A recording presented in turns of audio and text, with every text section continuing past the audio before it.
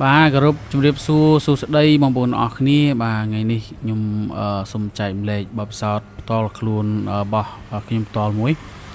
បាទអំពីការសាងបតកាត់ក្រោមបាទដោយហេតុដែលយើងត្រូវសាងបតកាត់ក្រោមហ្នឹងគឺយើងមើលឃើញសភាពបតទាំងអស់គ្នាហ្នឹងបាទបតនេះគឺតវិភាគមុនមកបាទ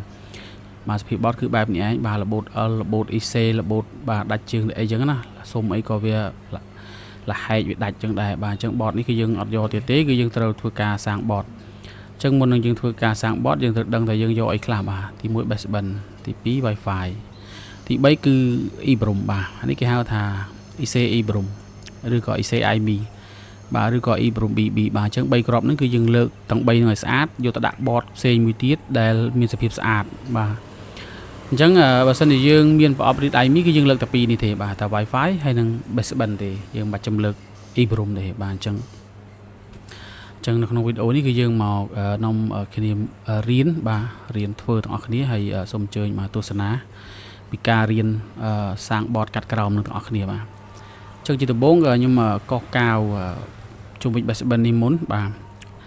កោះកាវជុំវិញនឹងហើយយើងធ្វើការលើកបាទលើកដើម្បីយកទៅដាក់បតថ្មីមួយទៀតណាបាទព្រោះថាបតនេះវាខូចហើយអញ្ចឹង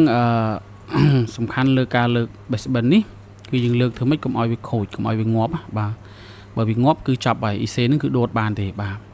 ហើយ Wi-Fi នេះក៏ដួតបានដូចគ្នាដែរបាទអញ្ចឹងតើទៅលើកទៅទាំងសំណុំវាជាមួយនឹង EEPROM បាទតែក្នុងវីដេអូនេះគឺខ្ញុំអត់បានលើក EEPROM ទេដោយសារខ្ញុំមានប្រអប់ read EEPROM បាទអញ្ចឹងយើងនឹងរៀនធ្វើតាម step តាមជំហាននីមួយបាទថាដំណាក់កាលទី1យើងត្រូវធ្វើអីទី2ធ្វើអីបាទអញ្ចឹងដំណាក់កាលបន្ទាប់នេះគឺខ្ញុំដាក់ស្រល់ដើម្បីគាស់ baseband អញ្ចឹងការគាស់ baseband នេះគឺយើង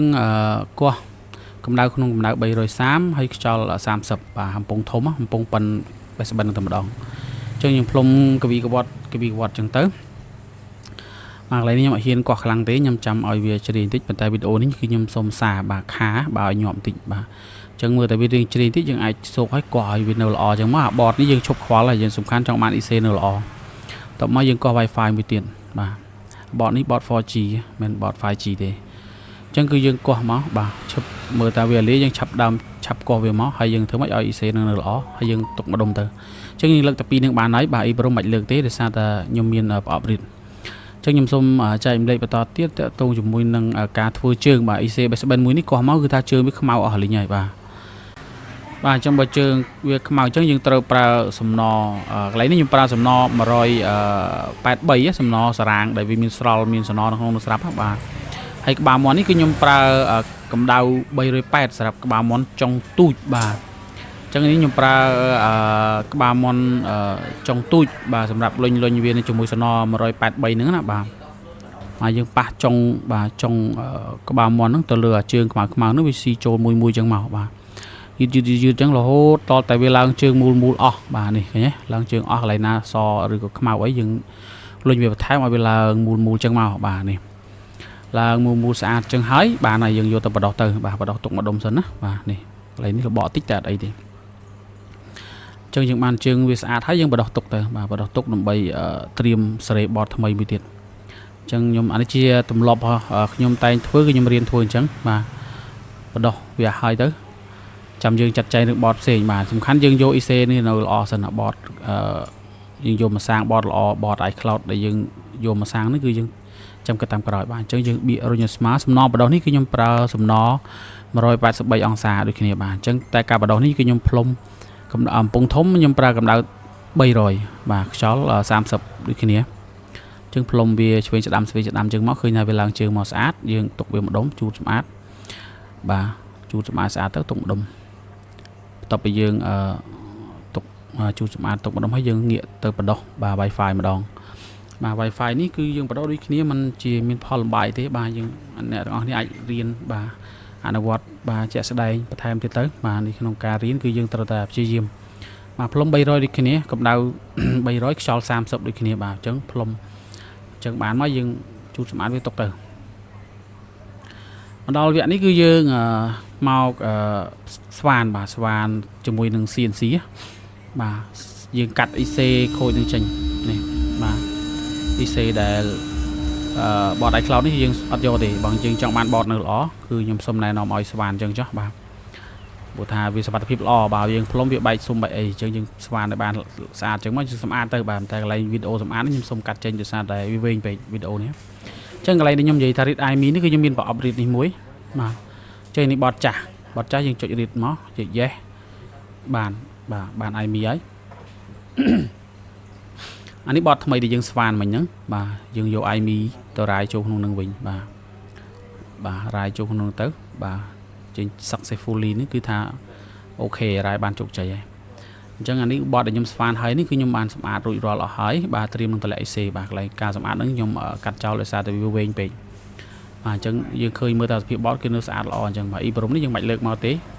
បាទដូចខ្ញុំបានរៀបរាប់អញ្ចឹងយើងលើកតែ Wi-Fi ហើយនិង baseband បានហើយអញ្ចឹងកន្លែងនេះបាទយើងត្រៀមតម្លាក់ទៅបាទយើងតម្លាក់ Wi-Fi មុន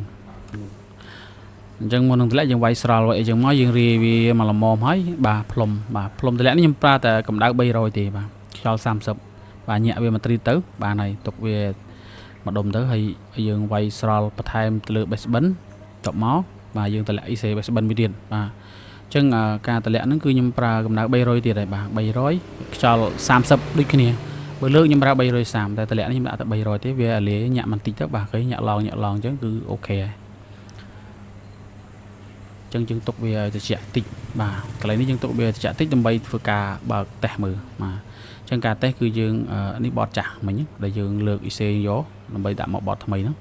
ហើយបើសិនជាយើងអត់ចង់ឲ្យវាចេញ recovery គឺយើងត្រូវលើក NFC កន្លែងខ្ញុំចោលមិញណាបាទបើសិនជាយើងអត់លើកអានឹងទេយើងបើកតេស្តមកវានឹងចេញឲ្យយើង recovery 2ដងអីចឹងទៅបានវាដំណើរការបាទកន្លែងនេះខ្ញុំបញ្ញាក់ភ្លើងមើលទៅបាទឃើញថាវាដំណើរការហើយបាទបតនេះគឺជាបតដែលថាសាងកាត់លើលើកមុនណាបាទអញ្ចឹងភាគមុនគឺយើងបាននិយាយពីការរៀនសាងកាត់លើឥឡូវយើងរៀនសាងកាត់ក្រោមតពីបើកមកបានឃើញប៉ុណ្ណេះគឺយើងចាំមើលតែវាចេញ no sim បាទឃើញទេបាទចេញ no sim បញ្ជាក់ថា baseband គឺមានធម្មតាហើយបាទគឺដំណាក់ baseband ដែលយើងការងារសាងរបស់យើងគឺបានជោគជ័យហើយបាទអញ្ចឹងដូចខ្ញុំបានរៀបរាប់មិញអញ្ចឹងកន្លែងនេះវាចេញទី recovery នេះដោយសារតែយើងអត់ទាន់បានលើកEC បាទនេះ NFC នេះបាទបើសិនជាយើងអត់ចង់ឲ្យវាចេញ recovery ទេយើងលើក EC នេះមួយគ្រាប់ទៀតមក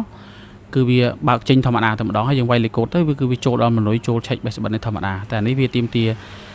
ឲ្យយើង recovery ចប់2ដងបាទពេលខ្លះម្ដងពេលខ្លះ2ដងបានវាដំណើរការធម្មតាយើងដោះលេខកូដដល់ធម្មតាបាទតែដោយសារវីដេអូវាវែងពេកអញ្ចឹងក្នុងការងាររៀនសាងកាត់ក្រោម